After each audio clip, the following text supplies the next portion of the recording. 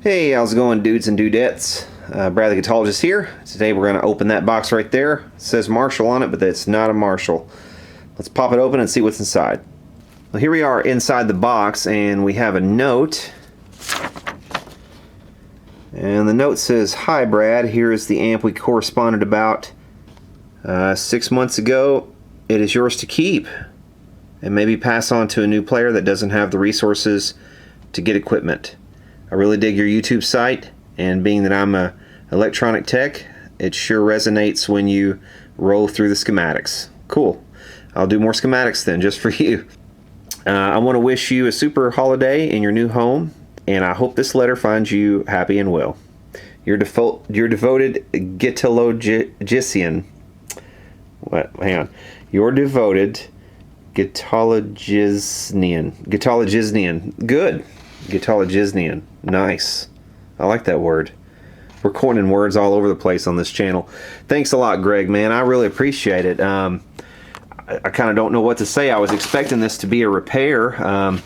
I was opening this up thinking, well, I got to repair this amp, man. And I knew it was, I think it's a solid state amp, and we did correspond about it, and I do recall it, our correspondence, but I had not anticipated you giving it to me.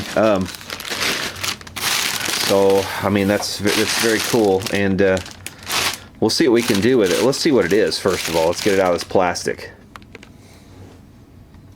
Okay, yeah, I remember talking about this thing. This is one of those solid state Champion 30s. I think you were saying you had it stored in your garage or something, and couldn't remember where you put it, and had to look around for it, if I remember correctly. It looks like we're missing a volume knob here, probably broken off or something like that, and I'm sure we can find another one. And yeah, I mean, I have no doubt we can probably do something with this, if nothing else. Well, I was gonna say we might be able to use the chassis as a tube amp conversion or something like that, but it has one of these large backs, so may or may not be conducive to that sort of thing. But this is let's see, what is this? A Type 404. I'm guessing this thing is what, probably from the early 2000s or late 90s, something like that. All right, we've got Greg's old Champion 30 up here on the bench. Let's drop the chassis out of it and see what we can do with it.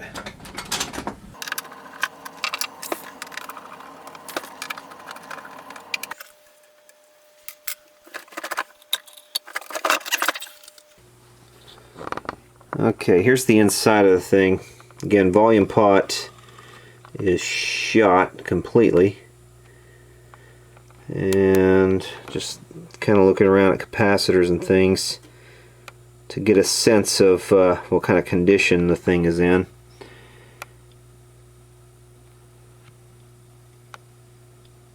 $19.99.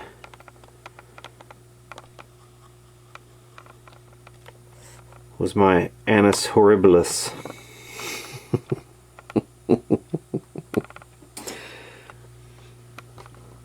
Well, looks like the power amplifier chip right there.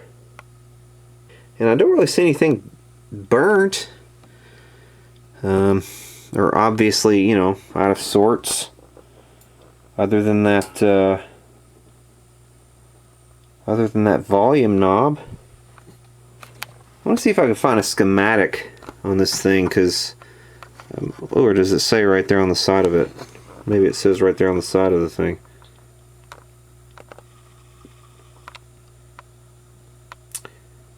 Is that 50K? 50K. I do not have any 50Ks at the moment. I've got some on the way though. That one's 100K. I don't think I have any 50Ks. 100K again. I do have some on the way. I'm in the middle of servicing another solid state amp.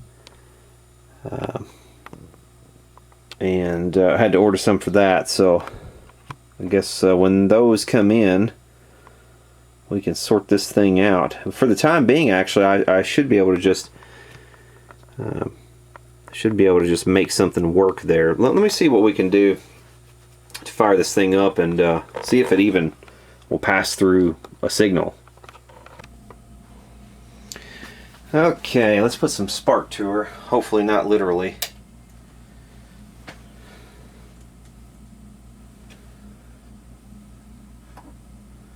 And where's the switch? Oh, there we go.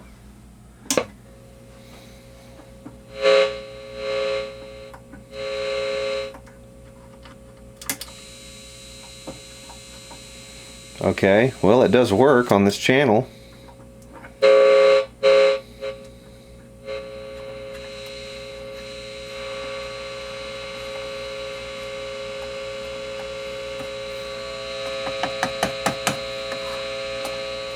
Oh, reverb's come undone. Don't do this at home, kids. Works now.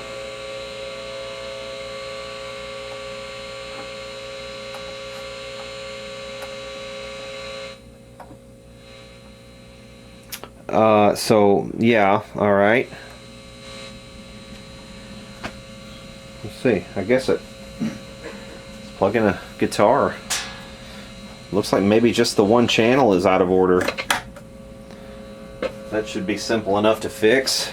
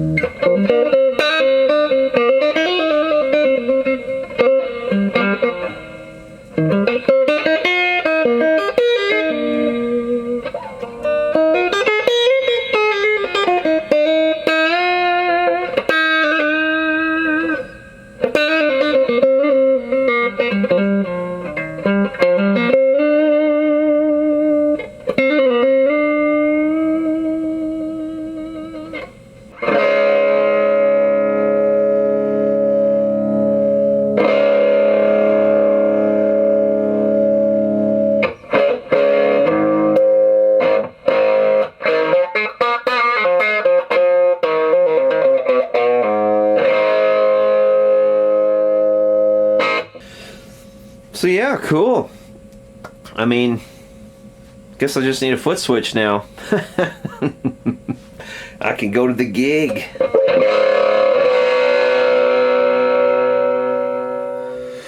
Alright, it's been a little while since I've messed with this thing, but I thought I would go ahead and pull it back up here on the bench because it's kind of in my way. It's kind of been sitting around on the floor here in the shop room, so I'm gonna need to get this thing repaired. I did get the part in, so I'm going to go ahead and replace this volume pot, and I guess we'll have a working amp after that. Okay, we got all the screws out of this thing.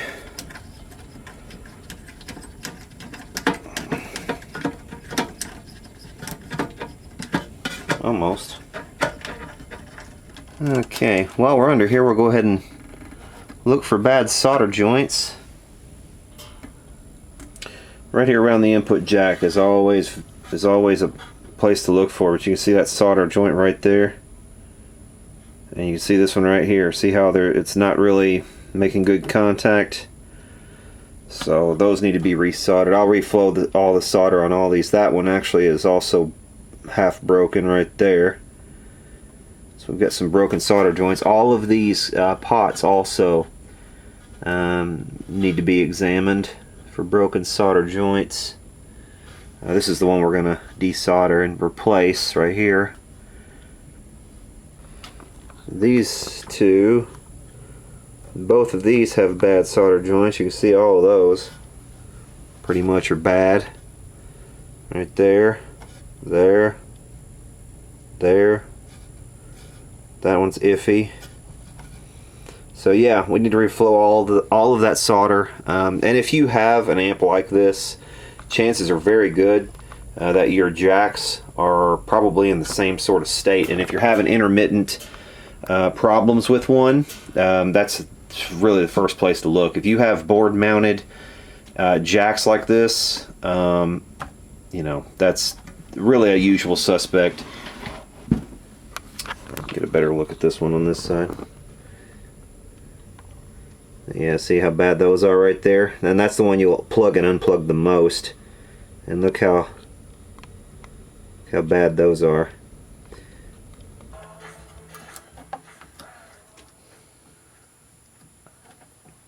Yeah, see, this isn't even, that wasn't even fully pushed in because it had... What the fuck is the matter with you? Don't laugh at me.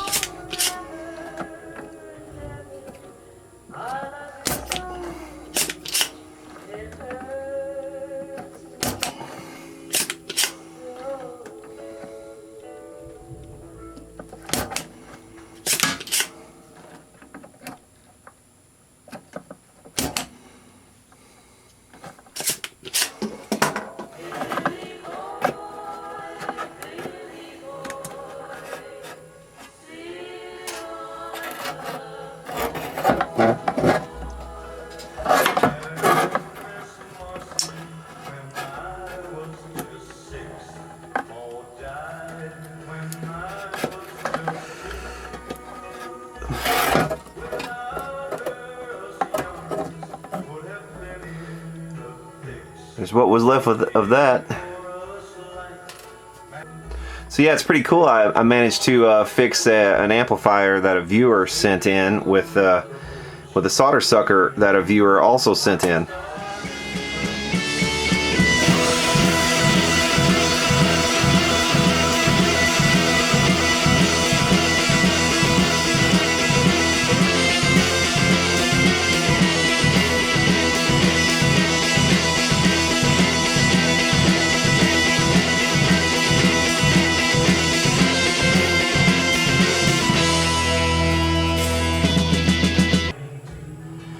Okay, those are a heck of a lot better now. Okay, as you can see, these potentiometers are different than the one that I have here, and also the spacing for the holes on the board is different from the spacing on these leads. These things come with little tabs, and they break off really easily. This little tab is it goes in holes on some chassis, and it kind of keeps the pot from spinning around if it comes loose. This one has no holes for that, so I'm just break that off. But I'm going to direct mount this, I think, to the front and then run a wire. I think that might be our best approach.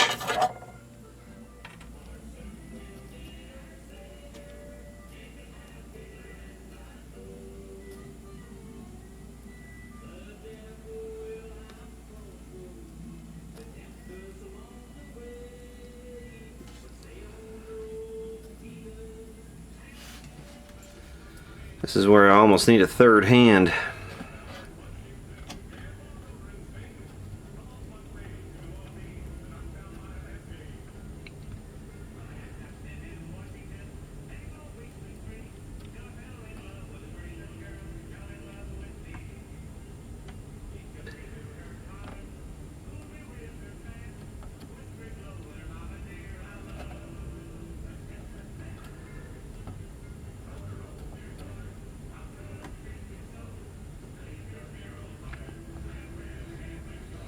Okay, and when you do a pot like this, usually this is going to be better than it was from the factory because you're no longer board mounted, so you don't have the problem of these wiggling loose on you and breaking solder connections. This isn't going to happen to this one. Plus, it'll be mounted to the chassis as well, so it won't be going anywhere. But you have to remember, if you do something like this, if you change out pots on a board like this to these, you have to cross these over, because this will be, your terminals will be facing the opposite way, so your outside terminals have to cross. All right, one thing I am going to do, I'm going to put a piece of tape over the top of this electrical tape, just to make sure that nothing they don't short out to the case. So I think it's going to be pressed right kind of down on them. So I want to make sure that doesn't short.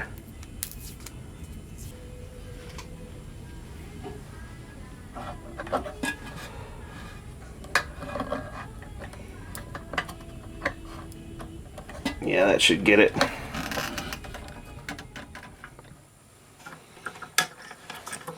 Yeah, see, this is going to be the only pot on this amp now that actually has a nut and a washer holding it to the chassis.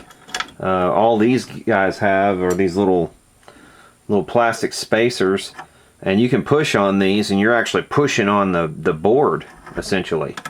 But you have this little spacer, and that's about all that prevents you from kind of pushing the knob and pushing the thing all the way in, because it hits this and kind of stops itself. But that's really not the best design. Okay, so I do not have, apparently, any of these knobs that are like this. I guess I could buy one, but hell with it. Yeah, we'll just make do with what we have here.